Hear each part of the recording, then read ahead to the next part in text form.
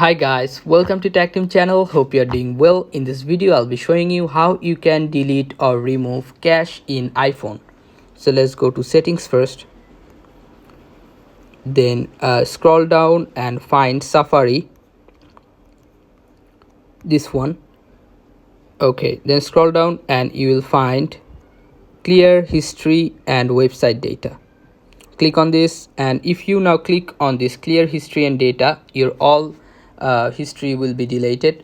But make sure that you know all the passwords of your accounts, because if you clear the history, your all passwords will be gone. Okay, so another method is you can scroll down and you can go here, advanced option,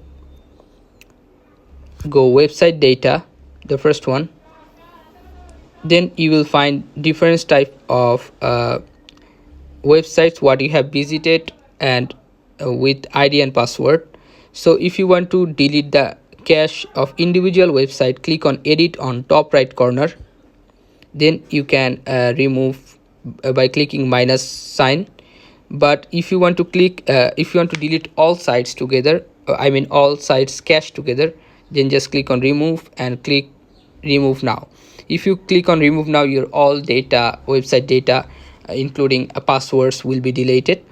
Okay, so this is how you can remove or delete cache in iPhone.